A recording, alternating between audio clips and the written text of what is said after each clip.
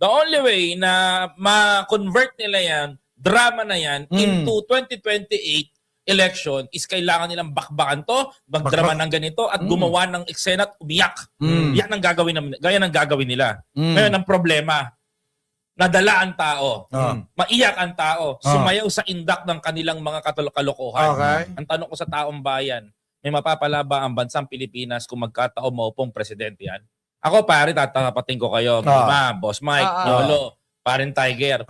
Gaganti lang yan. Yung presidential race niya, this gonna be bloody. Yes. Mas malala pa. Malala to. Diba? Mas matindi pa etong anak kumpara dun sa tatay. Correct. Alam mo, wala namang pupuntahan ng Pilipinas, tapatin natin kung manalo yan si Duterte. Aminin natin sa hindi to. Walang pupuntahan ng Pilipinas, maggagantihan lang yan. Yes. Hindi makakapag-move on ng tao. Yung balita kanina sa about sa 18 Marines na sinusuportahan ni Vice President Sara Duterte, matik na yon kasi alam ko naman yung pinaka magiging punto nun sirain si Presidente at sirain itong si former Speaker Martin Romualdez. Gusto nilang pahinain ito nga pong si Presidente. Actually yung laban dito mga minamahal, katotohanan versus narrative. Diba? Yung ebidensya versus mobility ng mga DDS tactics. Pag yan, hindi natin sinugpo at pag pinahina yan, yung tawag dito mga minamahal, issue na yan, hindi natin tinutukan, 'di ba? Patuloy lang sa pagpapakalap ng fake news, abay humihina po yung hustisya at mas lalo pong napapaboran yung paggamit ng fake news. Diba? Wala sinusuporta ni Sara Duterte 805 billion mga minamahal.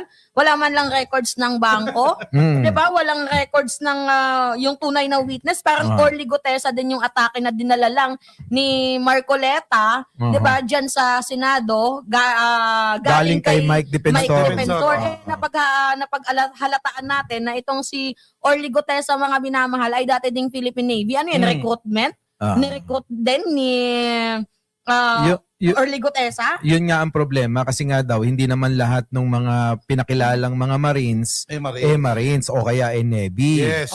Ngayon, merong pahayag ang AFP, ang pamunuan na itong apat na to ay kanilang kakasuhan sa paggamit ng pangalan. Yung pattern kasi dito, yung pattern kasi nila dito, mga minamahal, paulit-ulit yung maglalabas sila ng ng peking witness tapos wala man lang silang mailatag na maayos na ebidensya, 'di ba? So paulit-ulit yung kanilang pattern. So hindi ba kayo nagtataka doon kung bakit sinusuportahan yan ni Vice President Sara Duterte kasi pumapabor sa kanya. Yun, di ba? Natumbok mo yun. Maliwanag na etong mga nangyayari ngayon ay syempre planado nila.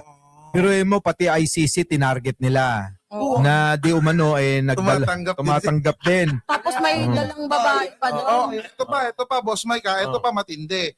Ayun nga, si Laila de Lima nakatanggap din daw. Kailan ba naging kailan ba naging congressman or congresswoman itong si Laila de Lima? Yan yung sinasabi ko sa inyo na hanggat mayroong naniniwala sa fake news, tuloy-tuloy yung negosyo nila. Diba? Tuloy-tuloy yung kasinungalingan nila. Ito na, kamapasok lang. Ayon kay Mike Defensor, meron parang second batch. May second batch nga daw. Sabi ko nga kanina. Napakalupit, may second batch pa pala to. Ang galing. Amazing. Spider-Man. Diba, mga minamahal?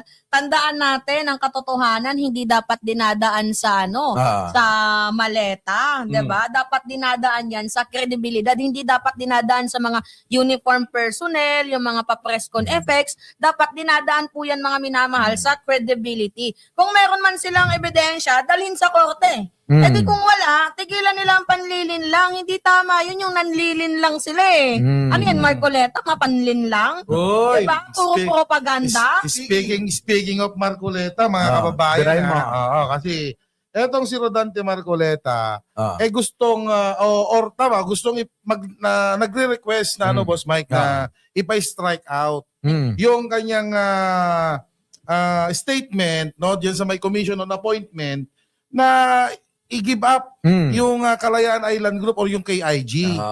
Yun ang gusto niyang gawin. At saka diniscredit si Tomas Cloma. Yes, yun. Na kung saan nasa history natin na siya yung nakadiscover Yes. Ngayon, ng Boss Spratly. Mike. Ngayon, Boss Mike, ikaw, anong masasabi mo dyan sa ano? Gusto mo ba na i-strike out sa ano yan, sa record ng Senado yan? Siyempre hindi. Yan. Hindi. Yan ang sinasabi ko eh. Kasi, ako mga kababayan, hayaan nyo na yung yung statement ni Rodante Marcoleta, with all respect sir, pero hayaan nyo na nandyan sa record ng Senado. Huwag nyo nang i-strike out yan para nga naman pagdating ng mga susunod na henerasyon, makikita, no? Mababasa nila na isang beses nagkaroon tayo ng isang senador na gustong i-give up ang ating soberanya. Which is, Sa kayo makakita ng gano'n. Imagine ninyo, no? Ayan lang, nag-CR yung mga... yun na nga. No? Mahihinang ano pala. Nilalang. Kaya nga eh, Inom kasi ng inom ng tubig eh. ang ano nga po natin dito ay eto nga po, at sabi pa ni Marco Beta na wala daw po ang discovery ni Tomas Cloma. Kaya nga ang sabi ni Loren Legarda ay kailangan mag-aral-aral ka muna ng history. Mukhang in-skip po yata ni Marco Beta ang history ng ating high school, college. Hindi niya nadaanan ng history na kung saan si Tomas Cloma po ang nakadiskubre ng Pag-asa Island. Yes. At tila binabago po ni Marcoleta ang history ng Pilipinas. Ang sabi niya, bakit? Nasa arbitral ba to? Nasa ganito ba to? Kung ano, alam mo sa totoo lang, aminin na natin, magpakatotoo na lang sana tayo sa bayan. Oo. Ikaw, pro-China ka. Sabihin mo na lang. Aminin mo na lang. Aminin mo na lang. Kasi bakit natatakot ka ba na hindi ka makalaban sa 2020? Yan isa pa yan boss nga ano eh. O pumoporma ka ng ganyan dahil meron kang gustong gawin sa 2028. Maybe, talaga. Diba? Meron kang pinoporma, inaawit ka. Tanda. Kasi sa totoo lang, manalo, matalo yan. Pag tumakbo si Marcoleta na vice, di ba? Di ba? Pag Pero tumakbo yan. naman. Marcoleta Ilan is doon? a Manchurian candidate, I think. Manchurian candidate. Manchurian. Manchurian. Pwedeng maging, pag tumakbo yan, parang ganito eh. Matalo, manalo yan. Senador pa rin yan pag natalo. Oo naman. Kaya walang talo. Oh. Kapag dumaban siya, maglalabas nga lang siya ng pera. Ngayon, Eh, suporta ang hinahanap niya. Kaya nga dapat lang talaga na wag niyong i-strike out, wag niyong tatanggalin sa record ng Senado yang sinabi ni Rodante Marcoleta kasi ang dami ng kasalanan ni Rodante Marcoleta sa bayan. Oo. Kung maalala niyo mga kababayan, isa sa mga sinabi niya pa na there's nothing Westfield. yun, there's nothing There's no such thing as West Philip, guni-guni lang natin yun. Paano magiging guni-guni Diba? yun? Tapos yan na naman yung i-give up yung KIG. Then pati itong si Tomas Cloma. Sinabon nga siya ni Goodness naman talaga. Loren Legarda. Kaya hayaan nyo na, wag nyo nang ipa-strike out dyan sa record ng Senado. Yan, para pag dumating yung mga susunod na henerasyon natin, mababasa nila, ay, ganito pala itong, Hindi, senador na to. alam mo, tawag ko nga sa kanya, makapili. Hindi, makapili talaga. It is what it is. Iba na ng mga ngayon, Makapili. mga makapili. Boss Dati Mike, nagsusuot pa ng bayong. Bayong, oo. Ngayon, Pilu talagang ka. Ay, hindi lang yun, talagang nilalabas na yung mukha nila. Palatandaan na makakapal talaga ang mukha nila. paano ba naman, Boss Mike? Paano kung yung mukha na mismo nila talaga, mukhang bayong talaga? Ay. Hindi ko disclaimer to, hindi ko sinabing wala akong pinangalanan dyan, Wala akong pinangalanan Diba? dyan, Ay, puntaan nga natin itong Guys, I love Sarah. I love Sarah. Don't bring tatay home. Don't bring tatay home, I love Sarah. Puntaan natin itong pangyayari sa ICC. Oo. Ay, maganda yan. Maganda. May napansin pala ako, boss. May kang cute ng natin, Spider-Man, busog na busog. Akala ko sasabihin ni Mima, Budget meal to. busog na busog, may kasamang busog na busog, parang tiyan ni Martin Romualdez. Ay, kasi kulit. Binabago ko na. Paano?